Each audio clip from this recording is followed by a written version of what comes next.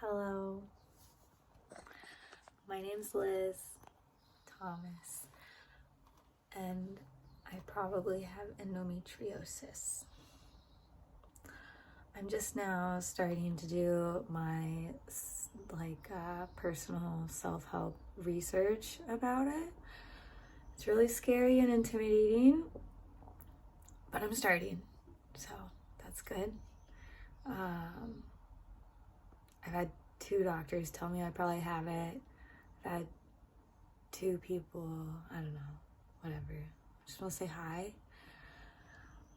I'm 30, and it looks like I've probably had endometriosis since I got my period when I was 13.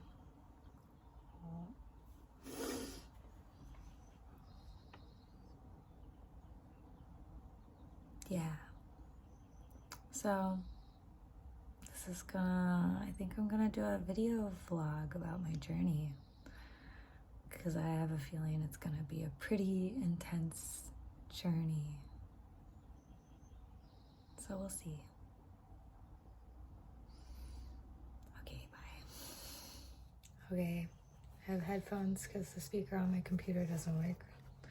I have a journal. I journal in it every day. I'm trying to get into the hippie voodoo stuff, like astrology and things. I've always been a hater. But I've always loved rocks. But I think when people started telling me like rocks had energy powers and stuff, I was like, I'm out. But they make me happy. And so I have all these rocks around my room. Oh, I love rocks. Oh my gosh, I'm actually getting pelvic floor pain as I talk, which is probably from my endometriosis. So that sucks. Oh my gosh. I'm starting to make notes in my journal about endometriosis, and I'm on the endometriosis.com. Well, they have a website, and then this video takes you to here, so I'm watching the video, and then I'm taking notes. So supposedly 176 million women around the world have endometriosis, and 1 in 10 women from when their period starts till menopause, or that is 1 in 10 women from when their period starts till menopause. Now I'm gonna keep watching the video. Bye.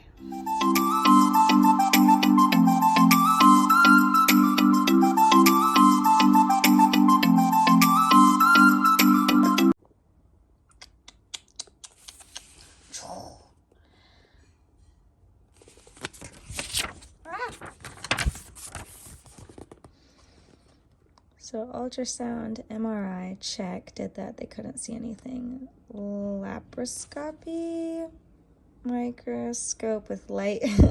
That's what I'm supposed to do next, but that's a minor surgery.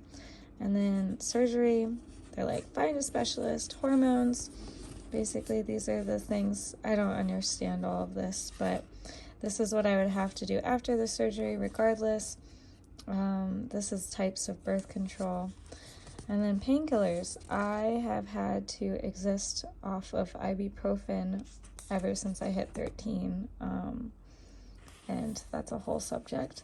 And then this was one of the oh, I should put quotation marks around it.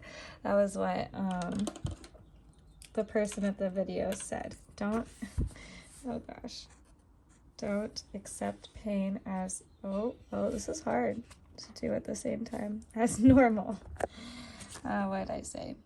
Oh, and then she said, be frank to your doctor, ask for an endo specialist, eat well, work out, and rest. Okay, those are some of my notes. Okay. I'm already crying. Oh my gosh. There's this line, it says, Endometriosis affects women during the prime years of their lives, and that's when I started bawling, because it's true. A time where they should be finishing education, starting and maintaining a career, building relationships, and perhaps have a family.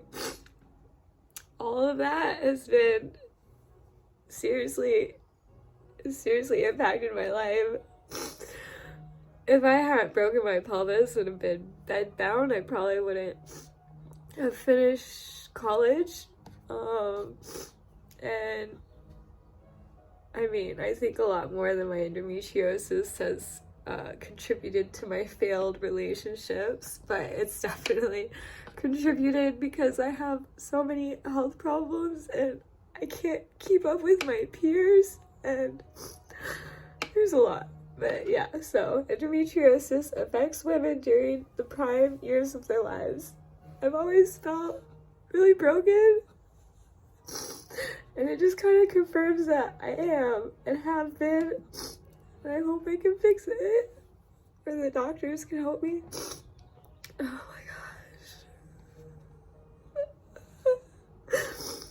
I can't even like begin to list how many social events I've missed or had to leave, or anytime I get momentum in my life, in my body or in my mind, it's like it just gets destroyed. And okay, I need to find my tripod. I'm just gonna read it again. It breaks my heart, but it's so true.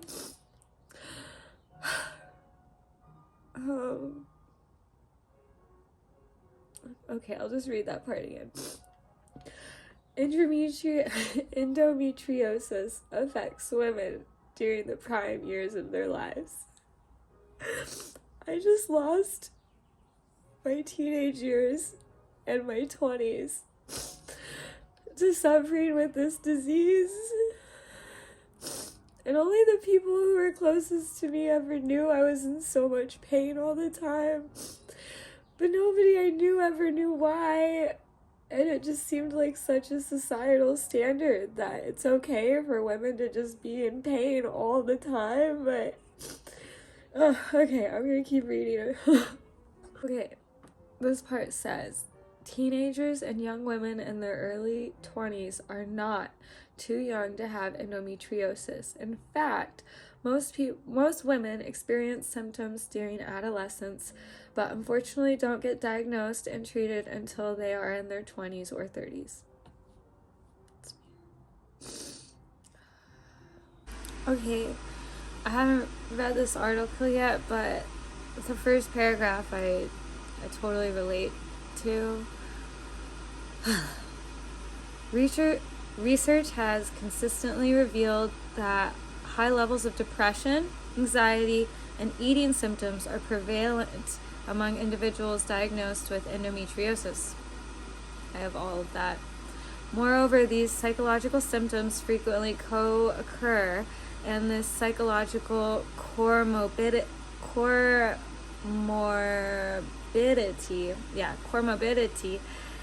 has been associated with greater distress, functional impairment, and risk of suicide.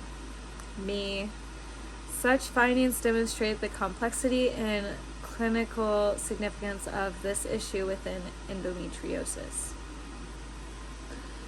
Sexual dysfunction is also an important area for research in endometriosis, with research suggesting that around 80% of women with endometriosis experience high levels of sexual difficulties. These difficulties contribute a significant burden of disease in endometriosis, and has been associated with various complications, including infertility and poor general and sexual quality of life. Whilst high levels of depression, anxiety, eating, and sexual dysfunction have been detected, these symptoms are often overlooked in research and underreported in clinical practice. As a result, our understanding of the psychological factors that contribute to these symptoms is limited. This research study claims to fill the gap by examining the range of possible psychological factors underlying these common symptoms. Findings will inform psychological interventions by providing important targets for improving existing treatments for depression, anxiety, eating, and the development psychological therapies for sexual dysfunction and endometriosis. Okay, and then there's more. Oh, I'm reading this. And then I just read this part.